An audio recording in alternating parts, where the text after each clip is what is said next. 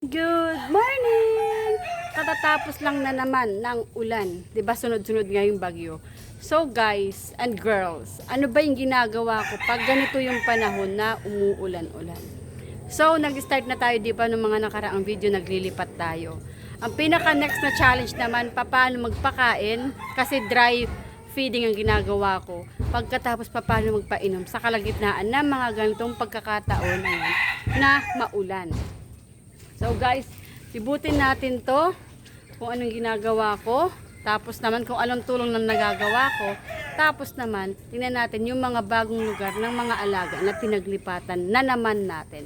Kasi guys, pag ganitong pagkakataon, nagiging mabilis ang paglilipat ng mga manok. Kasi nga, mabilis maluma or mabaha na yung lugar. Katulad ng mga ganito, di ba guys?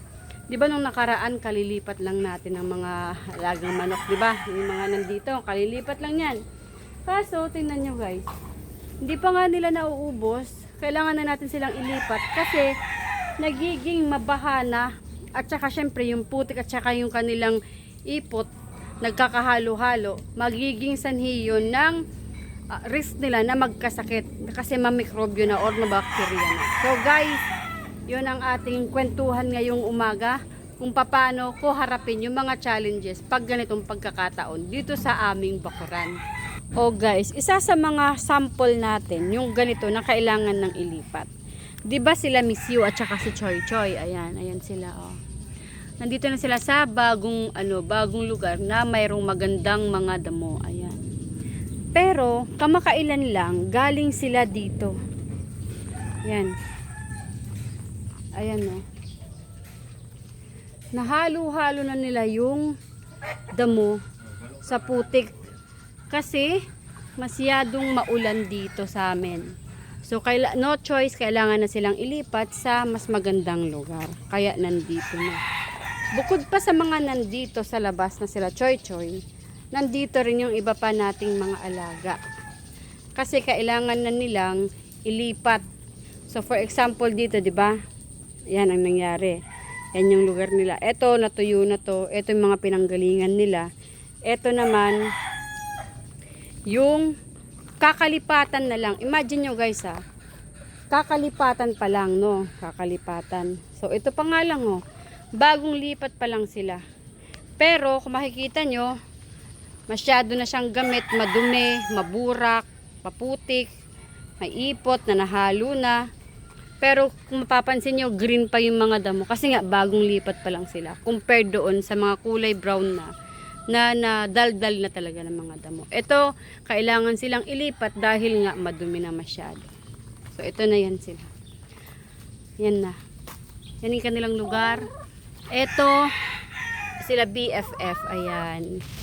Yung BFF na alaga natin. Na kung inyong maaalala, ito yung aking mga alaga na nabili worth 500 pesos.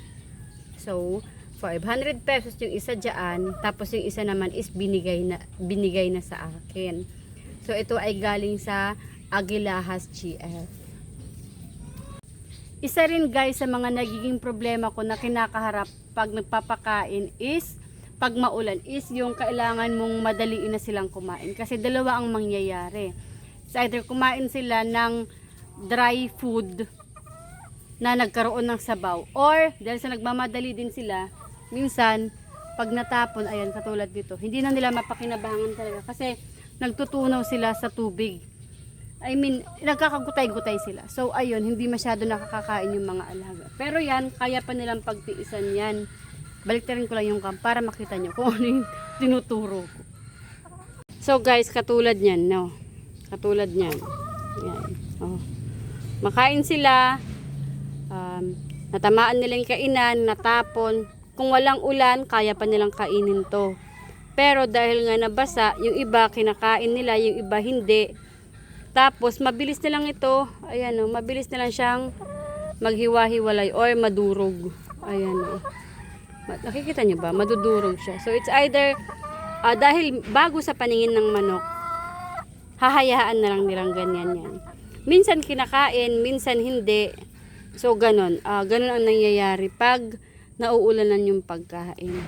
Pero may mga manok na sanay sa wet na pagkain, so okay lang sa kanila. Kaya ito kasi sanay sa dry feeds kaya maninibago. Pero eventually naman siguro, at sana hindi naman sila nakakain na lang ng naulanan na pagkain lagi-lagi. So ayan, yung kanilang kailangan harapin na suliranin pag may bagyo. Kumain sila ng mga nahulog na pagkain sa sahig na nabasa na. Bukod guys sa pagkain na nabasa, ang mahirap din dito yung kanilang pag-inom.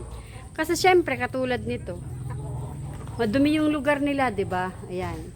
So, madumi yung lugar nila, yung manok minsan pag umiinom, yung parang nasa bahay ka, yung pag kumakain ka minsan nakataas yung paa mo. So, ganun din ang nangyayari minsan sa mga ibang manok. Katulad ng lugar ng ating catchcock na yan, oh. Yan, 'di ba? Yung lugar nila, sobrang ay nako, maputik na talaga naman.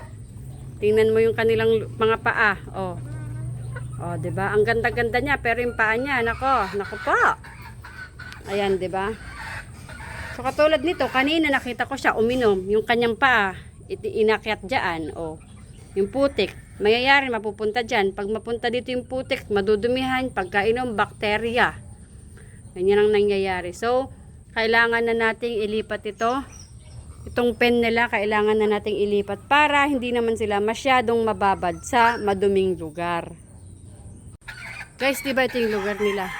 Mayroon na yung bubong, kaso syempre dahil nga backyard lang tayo, mga ginamit natin ng mga materyales, mga ganyan lang. So, nababasa pa rin talaga din dito. Which is, kailangan din nating ilipat. Yung lugar nila tikig. Tikig, nagtatago na naman sa video. Ayan na guys, yung ating catchcock. Naka-relax na sila kasi maganda na yung kanilang kinatatayuan. Imagine nyo greens over ganitong lugar. Diba? Napaka-filthy na. Oh, eto naman, kahit papaano maganda yung kanilang damo, may damo pa dyan, pwede nilang ilabas yung kanilang ulo dito, makakain sila ng mga damo.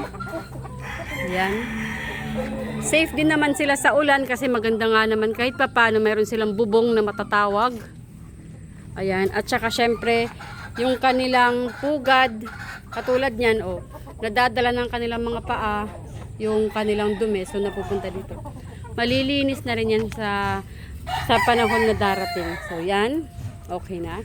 Pati yung kay Tikig, imagine mo yan yung lugar ni Tikig. Ngayon, wow, asinsado na. Asinsado na yung aking mga manok. Oh, nakakakain na sila ng kanilang salad.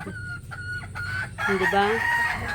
Ganda ng lugar nila. Hindi na siya masyadong mahiyain. At higit sa lahat, nakikita na si Tikig.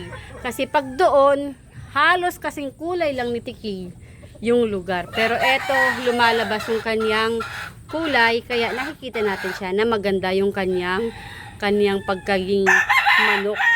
Oh, di ba? Kita mo yung, kahit madumi, kita mo yung black na kanyang paa, yung kanyang black eyes, yung kanyang tuka.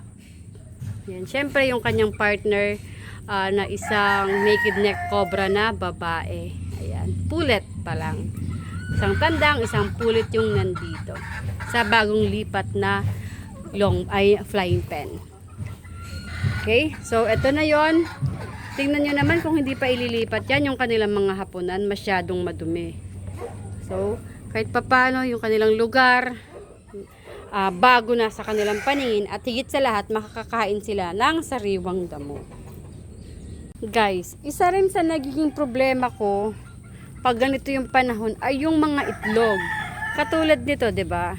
Yung itlog na to is galing lang sa kanila, yung mga unang nangingitlog, yung mga dumalaga. So, nasa lupa sila, so nagdudumi talaga. Hindi katulad pag walang bagyo, diyan man sila sa lupa manganak, mangitlog, okay lang. Pero pag nasa damuhan naman sila, katulad ng itlog na ating kukunin dito sa kabila. Yan si Buttercup guys, naglulugon siya. Si Buttercup at saka si Blue ay nilipat lang din mula dito. Bago pa yan sila, nilipat lang sila doon. So si Lady Blue ay mayroong itlog. So kunin natin. Tingnan mo yung itlog niya, oh. Sitting doon sa damuhan. kung nasa damuhan lang din naman kasi ang mga alaga, hindi sila magiging madungis na katulad nitong itlog na to. So, kunin ko lang yung itlog ni Blue, guys. Ayun, guys, yung itlog ni Blue. So, kukunin ko siya, parang madudumihan lang din na. Dahil sa pangkuha ko. Makanana kayo niya. Kunin ko. Ay, umandar yung itlog. Ayun, nadumihan ko na nga. Sandali lang, Blue. Sandali lang, huwag kang magpanik. It's organic. Dahil lang, Blue. Ay, nadumihan ko na nga. Nadumihan ko na yung itlog. Kahirap mo naman kunin. So, finally, guys, nakuha ko na. Kahit papano, hindi siya kasing rungis ng itlog na to. Ayan. Ayan sila, guys. Oh, kita nyo? Bagong lipat na rin sila dito. So, lilipat-lipat lang talaga yan sila. Kasi nga, madumi na dito. Madamo dito. So, okay na yun. Oh, guys. Yun yung mga suliranin namin na nakakaharap pag tag-ulan or pag bumabagyo. Yung pagkain, yung paano magpainom, yung kanilang lugar na nagpuputik, at saka yung kanilang mga itlog na magiging madumi.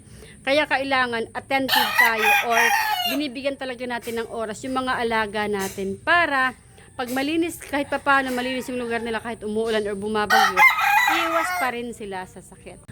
So, ayun guys, pinakita ko lang sa inyo kung ano yung mga suliranin na nakakaharap ko bilang nag-aalaga ng mga manok dito sa likod ng bahay or sa bakuran. So guys, kayo ba? Kayong mga misis nyo, kayong mga girlfriends nyo, ano yung mga naitutulong nyo sa mga boyfriends nyo or mga asawa nyo na nagmamanok or mahilig sa manok? Or kayo din ba ay naging isa sa mga nahikayat na mahilig mag-alaga na ng manok?